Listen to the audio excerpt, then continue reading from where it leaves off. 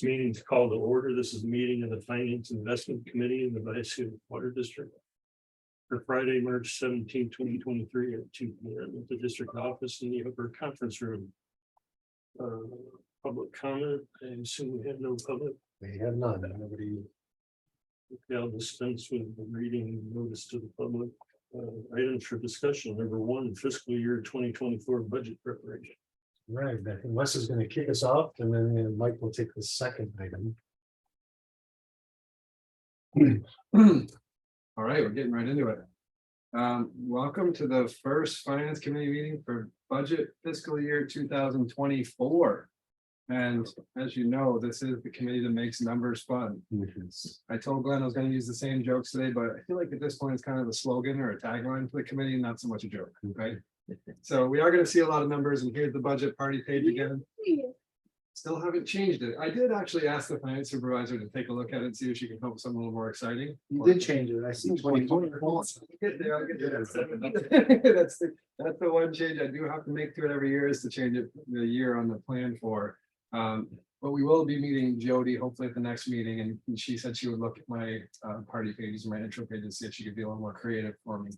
But yeah, we're going to go down the corner of Savings Avenue and Budget Street again this year. So let's get started. Today we're going to talk about the budget to actual. So keep in mind, this is for fiscal year 2022 actuals. We're not talking about anything 23 or 24 yet. We're first looking back and seeing how did we do, for the budget for fiscal audit for fiscal year 2022, audited numbers versus the budgeted numbers. Can we dim these lights? I feel like it's shining right into my eye. Turn one off. Yeah. Thank you. There you go. Yep. So, and I think on the agenda we had 5 years, but I've got a bonus 6th year in here, so that'll be awesome.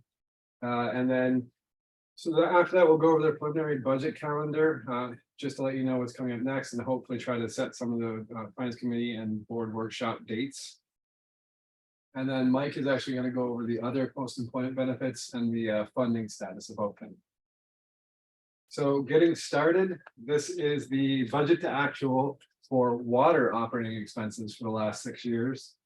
And we can see that actually in 2021, last year, we were 6.61% under budget. A lot of that was related to COVID and expenses we deferred, or product supply shortages and other things like that.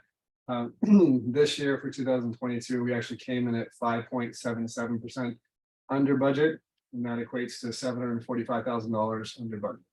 And I'll go into the detail. Yeah, I want to point out the asterisk that this is excluding water costs. And that does exclude water purchases.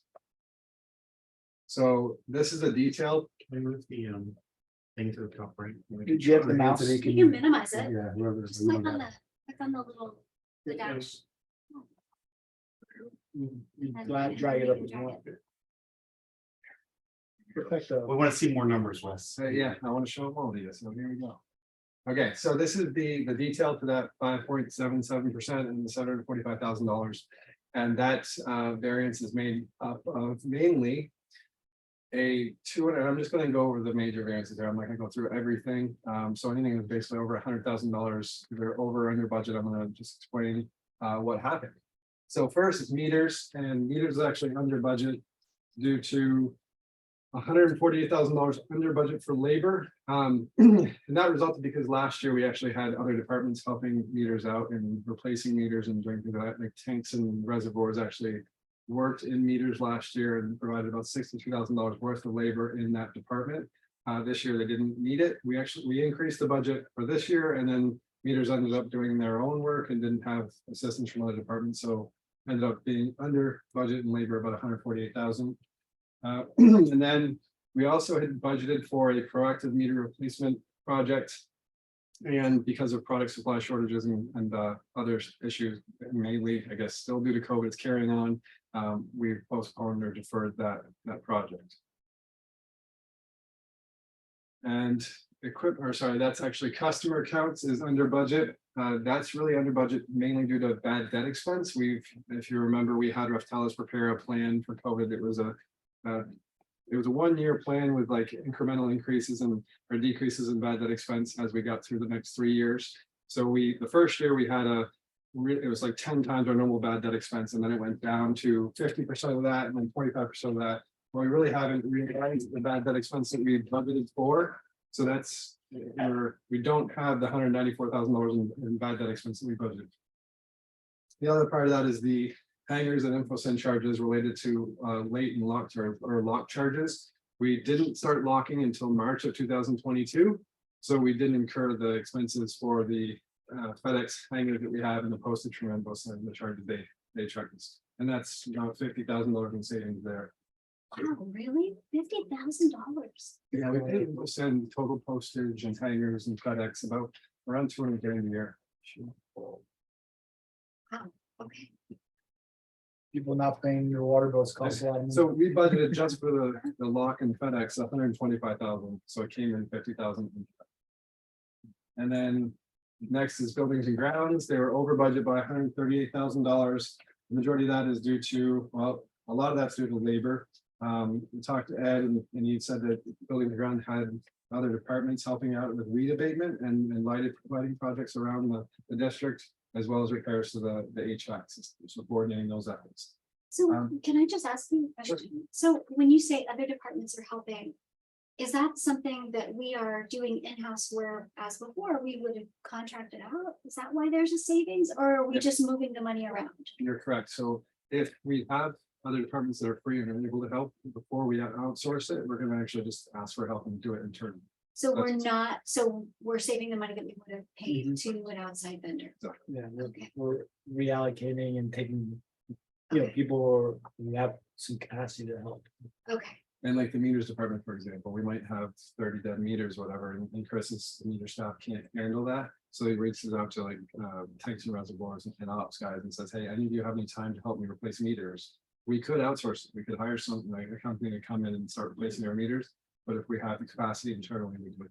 and we always ask that question first. Correct. Is there anybody available? So the labor from those departments helping out, is it reflected in your budget?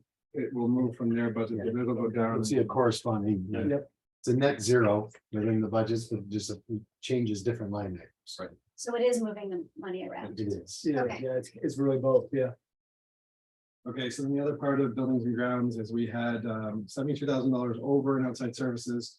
We had some building painting that we initially had budgeted for as a capital project, but it's just painting, so technically it doesn't create an asset. It's just thinking of outside services or operating costs. So we moved that 40,000 to operating costs, which caused the budget to be over.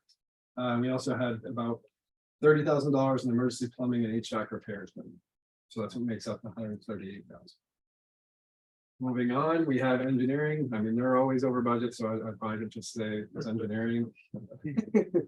No, but engineering is actually over budget by $359,000.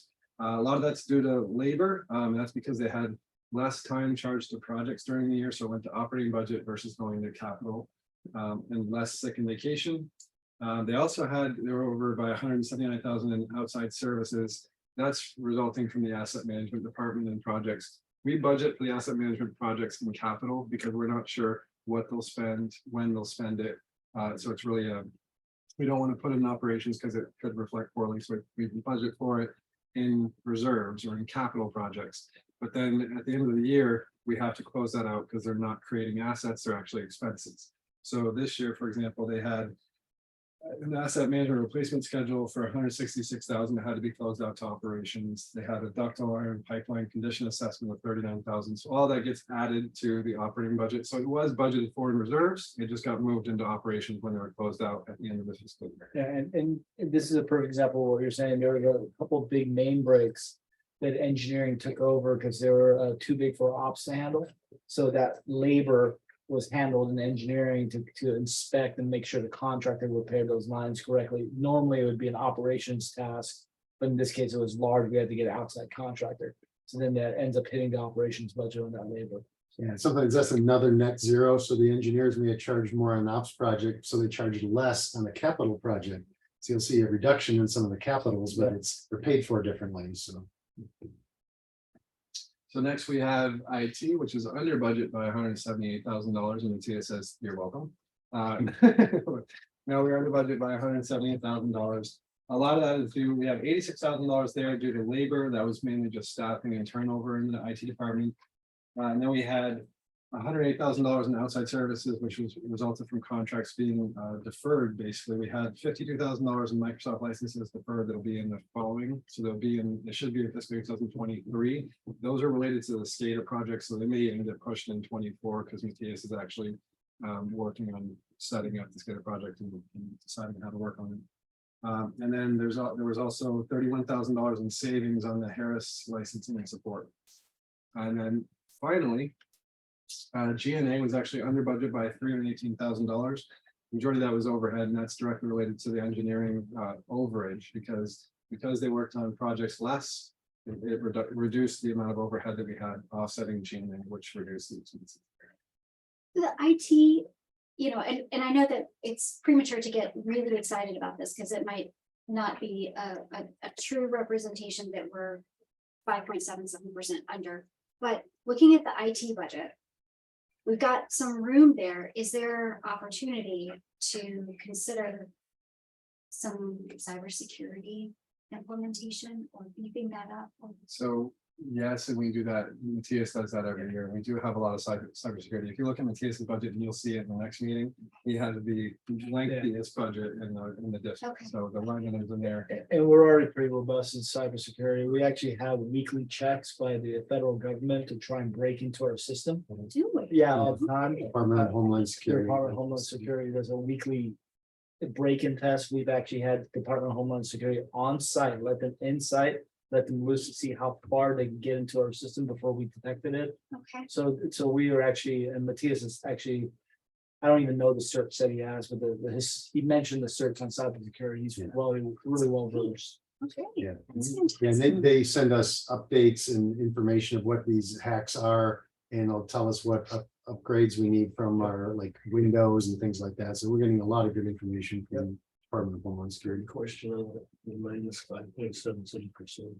There was an asterisk that said it excluded water expense. So what is it if you include water expense? So it would be, we're actually over budget in water purchases. Our actual came in $648,000 higher. It's the top line on the very top there. So it would net to about 90. Closer to zero. It'd be about $90,000. It looks like.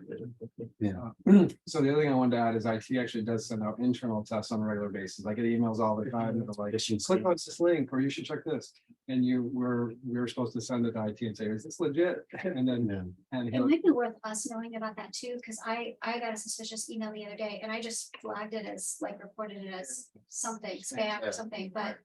I mean, there's no reason why I couldn't get one of those too, since I'm on the system, so. I got one too that was a mirror of you, Oh, really? but it was a phishing scam. Yeah, there's one that came from Glenn that says, hey, now that we're all back in the office, let's do a fun event to welcome everybody back. Click on this link and give me your vote of what you want to do. Oh, wow, okay, so, and then just to But clarify. it's put on notice. Yeah. And I do want to clarify though, what we're looking at here, these are actual, so these will not change. So this is actually the 22, the older, like last year. It's a closed year. it did come in under We budget. did, Yes, we yeah, did. yes. These are final. Closing June of last year. These are audited numbers that are in here, so they won't change, and we did come in 5.77% under budget. Great, congratulations. So then moving on to sewer, this is the budget actual for sewer for the last 6 years. And you can see that over the last year we were within 1.18%. We did have we've had the same COVID issue, but I guess it's miraculously we came in only 1.18%. We almost budgeted perfectly last year. Unfortunately, we didn't do so well this year, at least not as good as 1.18%. But for sewer, we came in 9.17% under budget, or $675,000. And the asterisk in this one is that these exclude treatment costs, and I'll explain why we exclude those in the detail section, which will be next. So here's the detail budget actual for fiscal year 2022.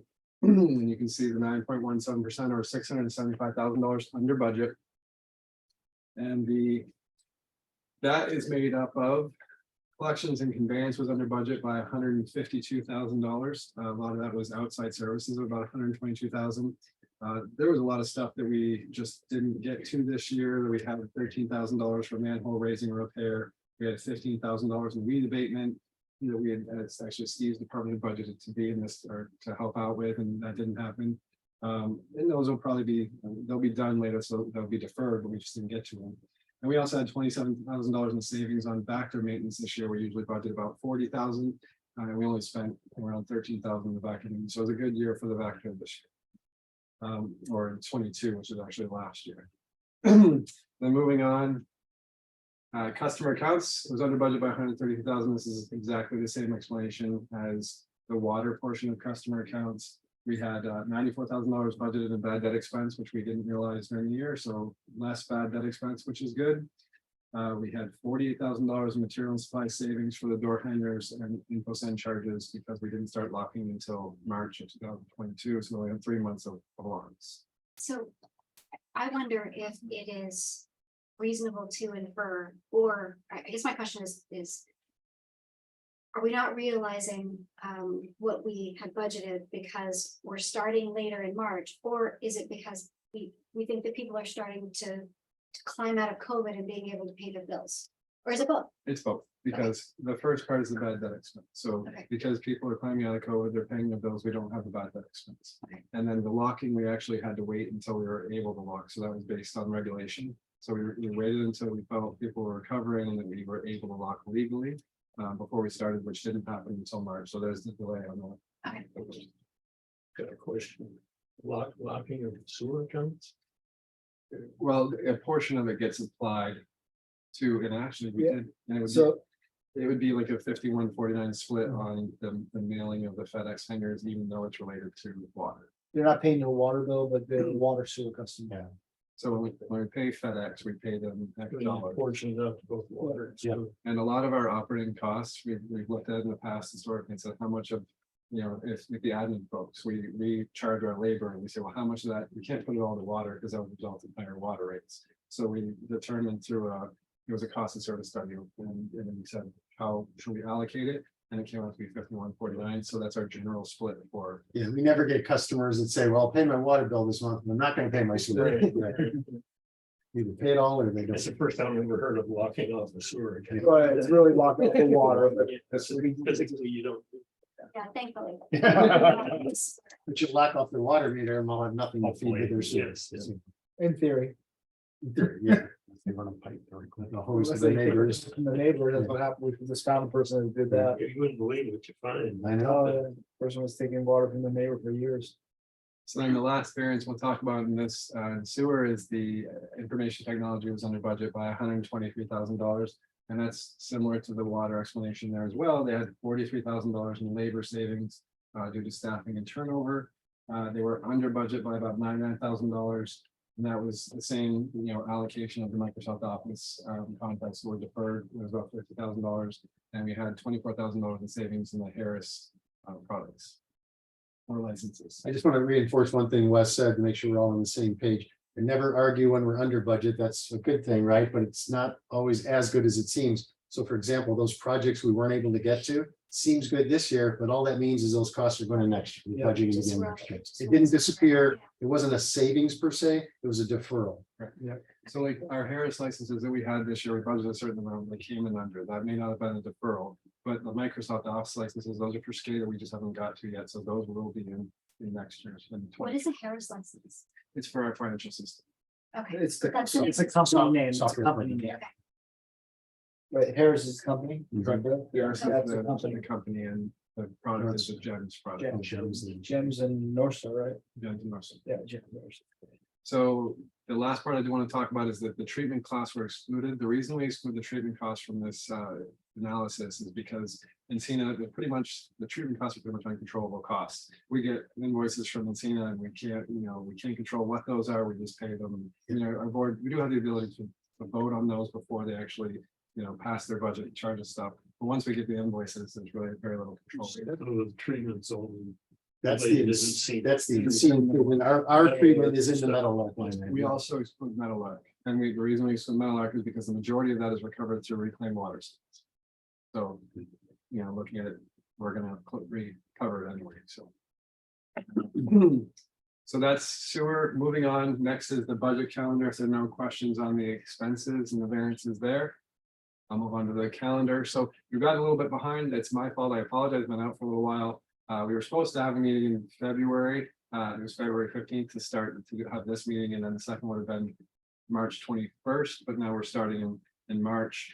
So in February, staff has gone through, we've actually updated the budget with the audited 2022 numbers and the 23, we're starting to work on the 23 projections. All the departments have submitted their budget requests at this point, so we're starting to enter those into the budget and compile them. Now in March, we're having this meeting, March 17th. And as you can see, we're going over the calendar and the budget versus actual, those are backward, by the way, I should reverse that, huh?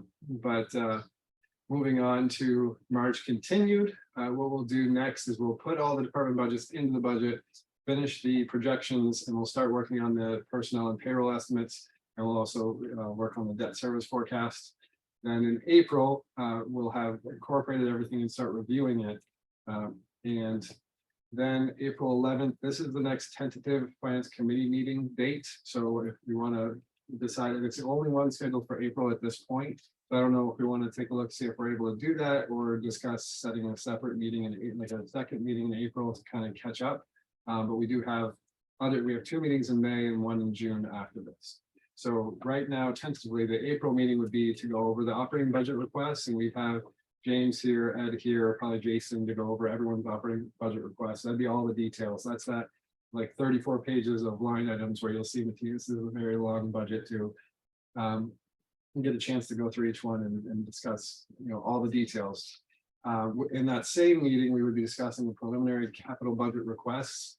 That's really just the beginning of it, all the detail for capital requests where they haven't been filtered yet. You just get see what everyone's looking for capital. And we will try to have the preliminary salaries and benefit estimates at that meeting. And then lastly would be looking at any budget changes we may have made if we've already filtered out the operating budget requests. And hopefully we could have we may have a water cost estimate and revenue requirements at that meeting as well. So as you can see, the April 11th meeting is going to be a pretty full meeting if we do it this way. So that's why we probably should discuss, the potential of having a second meeting in April. Because that's easily a 2-hour meeting. Yeah, it's a long meeting because just the budget requests and capital are usually separate, but there's a lot of discussion, a lot of detail to be had there. What day of the week is? Is it Tuesday? Tuesday. I tried to set them on Tuesdays to give myself Monday to work on the stuff, so I'm not doing it over the weekend. But I'm open to whatever. Okay, I can do it on the 11th. If as long as it is beginning no later than like noon, because I've got a kid pickup duty. So if we do it in the morning, then that works great. I could probably be here for 8:45 or 9. I would say 9 to 11. Is that what you? So, yeah. Is 2 hours enough? For this meeting, we could do it tomorrow. We'll just depend on James. James, can I keep it to 2 hours? I believe that Jason, but Jason, I think, talks as much as I do. Good luck. Will we know at this point, hopefully, where the MOU is going to shake out? I doubt that the MOU will be finalized then, but I think we'll have good enough numbers for budgeting purposes. Yes.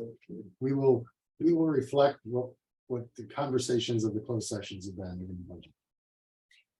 Great.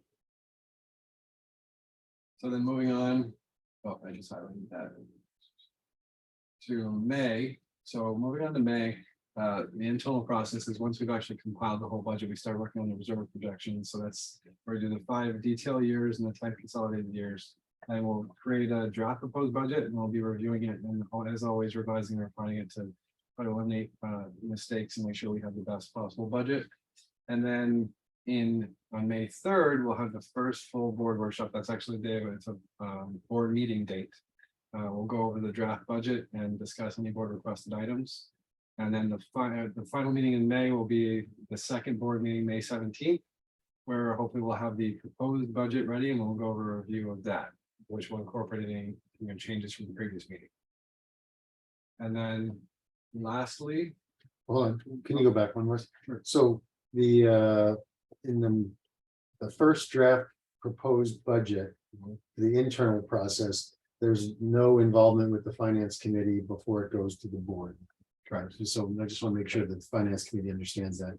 Staff will take all the information that we get from the finance committee, put together a first draft proposed budget, and then the finance committee involvement is kind of done. Unless you want to have one more look at it. But there's no item proposed in there for a finance committee to see the first draft proposed budget before it goes to the board workshop. But it'll be, the first workshop will take into consideration all the comments of the finance committee. for the Yes. April finance. Yep. committee. Everything you've given us will incorporate into that first draft proposed. Yeah, The because- goal is that you will have seen everything else except for the reserve projections by that meeting. So when we get to the first draft in that meeting, you're just gonna see kind of all the stuff we've gone through, put together to do the reserve projections and come up with the final budget. I have a question that is gonna sound ridiculous and it's a point of privilege. On May 17th. So I anticipate these are gonna be kind of longish meetings. This, the first one might be because it's a full presentation. The second one might be kind of a recap, and then the third one I expect to be even briefer, just depending on how well we've done in addressing all the comments. I did it in 20 minutes last year. 20 minutes right here. The 17th, We're so in the one on the 2019. 17th, it's my anniversary, it's my 20-year anniversary. And Uh, I'm trying to clear the calendar, so. Yeah.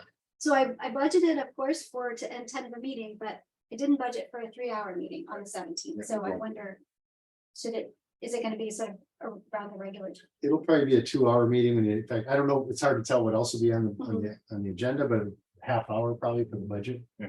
I think half hour, 45 Okay. minutes. We could, So- if the board's open to, it, we could do a special board workshop, but. Yeah. that's Or start just a little earlier. Yeah, I was gonna ask if we could start just a little earlier, just in case. Yes. So tell me again, the reserve projections, you think you won't have those ready by when? I should have them for May 3rd, hopefully. So we won't have them from the second meeting. No, I'll go back to full trying to get ready for you. Yeah, in a few weeks. the only concern I have is that I think reserve projections are more important this year because of all the rate pressures going on. Between the water authority and our MOU discussion. Will we have numbers from the water authority that are a little bit more solid by? Oh, I guess the question is, when's the guesstimate that will have numbers from the water authority that are a little bit more solid than the current numbers? I would guess probably mid-April Mid-April, is when we're gonna have our next round of updated numbers. so by the time they get in, we crunch those numbers, it's gonna be in May, no matter what. Maybe I early. just wanted to raise that Yeah, issue.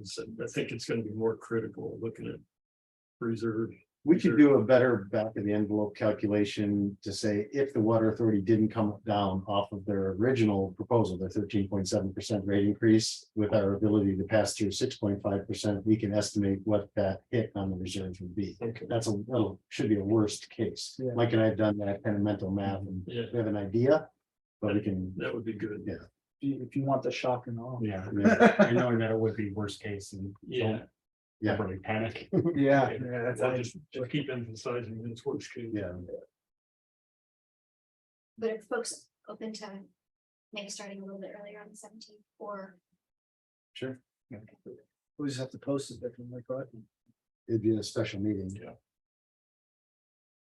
And we could decouple the board budget workshop from the board meeting. We can start a board budget workshop special meeting at 3. And then the regular board meeting would start at 5, or just I combine. have it. a different day. Yeah, we can have it on a completely different day, you know. We don't need a commitment right now. Well, this is for the 17th, right? So Yeah. we could probably get through the 3rd, see how close we are, and that'll Yes. make the difference, because if we're really close in the budget and the comments from the board are more ancillary or minor, then the 17th presentation will be really short. Yeah. If there's a lot of work to be done, then obviously we'll have to adjust. Okay, thank you. I appreciate your consideration. Okay, so then lastly is the June. At that point, we'll be just looking over the draft proposal and really finalizing it, and adding any comments by the board or direction from the board. And then June 7th, we will bring the recommended budget to the board for hopefully approval.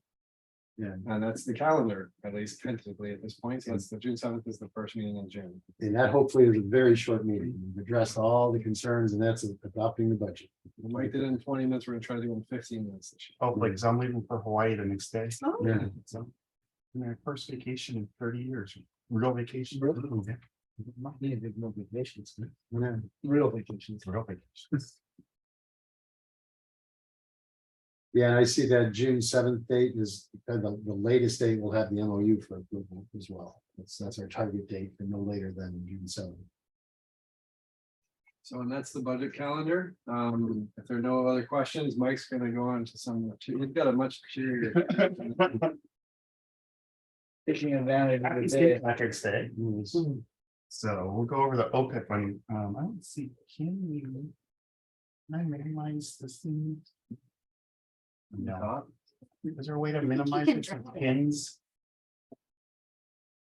I thought there was a way to pin it, but okay. That's okay. Okay, so OPEB funding status, I have some definitions. So OPEB stands for the other post-employment benefits. For us, it's the retiree health. And OPEB is a closed system, meaning anyone hired after July 1st, 2013 is not eligible for the OPEB. So it's only those employees that have been employed before July 2013. And there has some requirements, 10 years, and you vest from, I think, from 10 to 20 years, you get a vesting period. So currently there's approximately 57 active employees that are eligible for OPEB, and there's 29 retirees that are receiving the OPEB benefits. And one of the requirements is you have to retire while you're a Vallecitos employee. If you're eligible and you go to work for somebody else, you've lost your eligibility. Right, and eligibility ends at 65, or like when Glenn said, when you have other type of benefits from another company or something like that. So you get these people, the ones that are eligible get health insurance benefit until they're 65. For them and their spouse, not full family. For them only if Or they them only only. have a certain amount of eligibility. Yeah, Sure. there's a couple grades of Right. level of benefits. And that's until they're eligible for Medicare. Correct. So it ends. So the current retiree health for those 29 retirees is about $375,000 annually. Our money, we've set aside money in a trust fund. It's called the CERP Trust Fund. It was established in 2012. And the CERP is the California Employers Retirement Benefit Trust Account. And then just quickly some definitions. TOL, it's total OPEB liability. It's just basically the liabilities of the district to pay for health insurance. So present value of benefits for all the service. FNP is the fiduciary net position. That's basically your assets. And it's really all the money that's in that CERP account that I talked about. And I'll get into what dollars those are. And the NOL is the net OPEB liability. It's just your liabilities minus your assets. That would kind of be like your CalPERS kind of liability too. So it's similar to the CalPERS liability. So the present value of the future benefits is about $5.8 million. So that changes every year, and it's changed.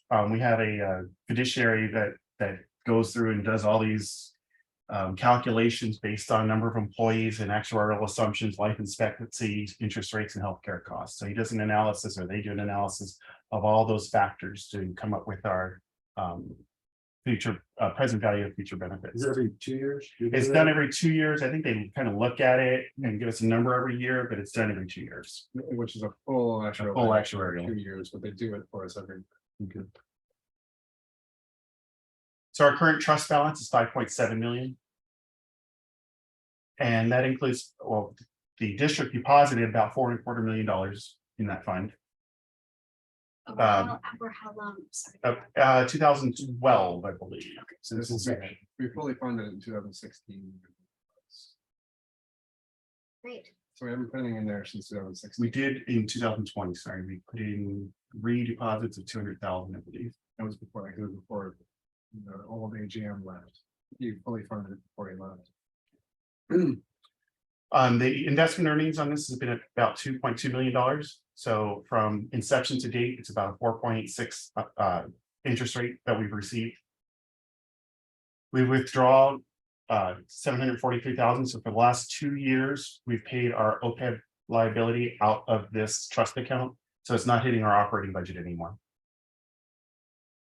So here's a 5-6 year, 1, 2, 3, 4, 5, 6 year history of the OPEB, the liabilities and the assets. Sorry, Mike, I can interrupt for a second. So I think that's important to mention that we used to pay $370,000 a year out of our operating expenses to cover the cost of this. But because we're now fully funded, and this is funded to a point where we can actually take withdrawals, it's resulting in savings every year of about $370,000 because we're taking it out of the fund. And before it was fully funded, not only were we paying the annual cost, but we're also putting money into the trust fund. So it's We did both. double dipping. And then we got fully funded and now we're paying out of the trust and not. Yeah. See the benefit of it now. Now we're seeing the benefit, yeah. Right. So this was as of February 28th, we were 103% funded. So it was $157,000 net balance. So basically, as of 2/28, our liabilities were $5.5 million and our assets were $5.7 million. Oh, I think that's it. So Mike, on the decreasing value of the assets, is that because it's Yeah. because money are being paid out of it and investment returns are down? Right. So we have, the good news is we've had a 4.86 since inception to date, which is good for this type of account. If we kept the money internally, we'd have had less than 2% over that time period. You know, or we could go above 2 right now, maybe. What's our, Or right around 2. right around 2. But I mean, over that time frame, it's gonna be probably below 2. Pretty good rate. Yeah, for government investment. So yeah, Is that too? 2.1. Oh no, Lafe's a little bit higher than that. Oh, our mix, Our mix. Our mix is 2.17. yeah, so 700,000 of that decrease, 775,000 is the withdrawals and about another, 800,000 in losses, but we've gained, our overall gain has been $2.2 million. So $1 million question is, are we funded for to cover all of the employees that we anticipate using this? So we're Yes. fully funded and Yeah, that's what that actuarial looks at. When they look at your total liability, they're looking at the people who are already receiving it and the current employees that will receive it. It's looking at everybody. 57 current employees plus the retirees, and then the retirees fall off as they turn 65. And then they. And this is actually easier than when you do CalPERS because this is a closed system. There's no new people into the. And we're also not part of a pool for this, so it makes a lot simpler. Yeah, to track. our investments are investments. Only our We control our destiny. that's great. That's great news. That's it. So unless there's any questions, that is the update. Congratulations. I guess the only other question I have is, maybe you can remind me on our most recent 218 process, what was the next You want to grab it to it? the next date?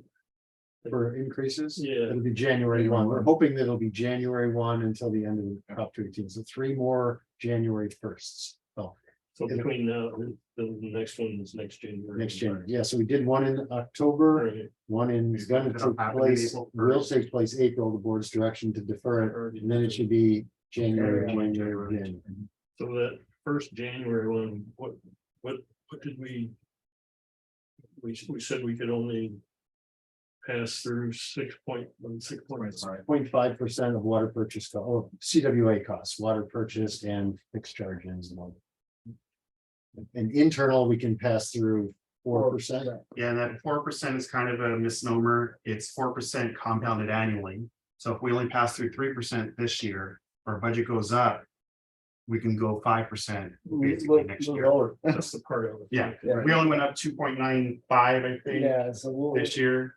we'll have roughly 3 point something% of room Yeah. on our internal costs and also the CWA fixed costs. We have room, but it would pass through the whole 6.5%. For commodity. For Yes, commodity, commodity so- fix. So we don't have any additional wiggle room on the commodity. Commodity. So Yeah, you can't add up the commodity and the water Yeah, That's what I was purchase. wondering. No, We're thinking about that. line items. you can't, so that's the real concern is commodity costs, because we only have that 6.5%. Internally, we do. But everything else, we actually have a little bit more. Okay. It's something to keep in mind during this budget process. Yeah. We consider using reserves. Well, Mike can correct me if I'm wrong, but on the water thread, I don't believe we have any carryover cushion. It's just on the internal That's costs. correct. So if for the fixed cost, it only went up 1.9 on water authority this past year. I can't make that up next year. Oh, you don't have carryover. No, we don't carry over for water authority. It's year to year. It might be good to explain that for deliberation. So and maybe it's because I'm not completely following, but so does the amount that we are behind every year compound over time if we can only pass through X% and it's lower than what the county charges? No, internally it does for our internal operating costs, so outside services, materials and labor that we're looking at for the district itself. Those we have set sort of amounts, so it's, if we don't pass it all through, it carries forward to the next year and continues to, because we've got that upper limit that we can carry forward. The water authority has a percentage, so there's no carry forward there. We're only able to go up to 6.5%. The next year, we're only able to go up to 5 based on what we are currently at. So there's no carry forward on the water authority at all based on the previous year. Okay, But was your question more if it's over every year, then the amount that we're losing will compound? that's it. That's what I Yes, was. and- Yes. Same answer. So that's. Yeah. Okay, so it's a hard balance to strike because Yeah. we don't want to pass through a huge amount, but at the same time, we have to be mindful that we don't want to also have to catch up a huge amount. Or deplete the reserves, right? But we always have the ability to go do another Prop 218. So we did a 5-year, and that takes you out to 26 or whatever, 27. That does not preclude you from doing another one that would supersede the 218 and 10.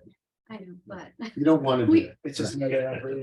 I don't think any of us really want to. But if the water authority is going to stay at double digit for for the next 3 or 4 years, we won't be able to absorb all that. No agency will be, so. Yeah, a lot of the agencies on the meetings that I go to, they're talking about the same thing. A lot of the other agencies have 6% Yeah. that they're only allowed to pass through from the water authority. OMWD has 9.9, but a lot of them have 6. One of them even said they only have 5 built into their budget. Another one had 6.5 like us. So we're all going through a lot of the similar things, and we're all talking about that. Yeah, I think when everybody decided these figures, they weren't thinking 14%. They were thinking 6, 7. We had coordinated with the water authority Yeah. to say, hey, we're doing it, what do you That's what- see? And we took That's what that our information. information, but, Right. And last year, every year when water authority passes through their rates, they give us a high low, and they go 5 years in the future, and their high low never hit the double digits. It probably went up to 8, which we wouldn't probably use 8. We'd probably use right in the middle, which was about 5.5. But this is also the first time the water authority shared the numbers this early, so for all we know, because they never did tell us. When they initially put the numbers, it's always in the double digits, and by the time they refine yeah, it. we don't know. Yeah, so We there wouldn't may know be, that. I mean, I'm being wildly optimistic. It may be 12, 13 every year when they first put the numbers together, and then they end up at 6, 7, 8, hopefully, And the Like good I said, news, optimistic. optimistically too, starting on that, is that the water authority, they also have projections on 5 different things that make up their rates, and each one is their worst case scenario. Yeah. So their numerator is the worst case scenario, their denominator is the worst case scenario. So if any of those 5 or 6 items improve, it's going to improve that They've 13%. They've increased all their expenses, gotten rid of their cheapest water, and assumed there's zero or even reduction in the amount of water being purchased. The credit salt.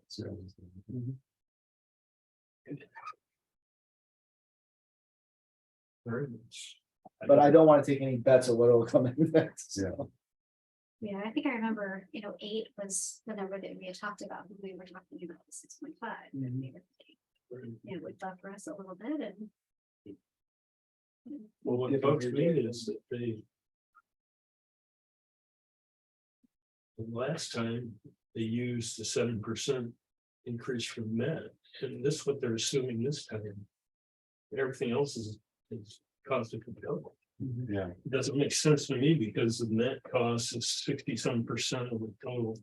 Yeah, I think they're, expense. They took the numerator down.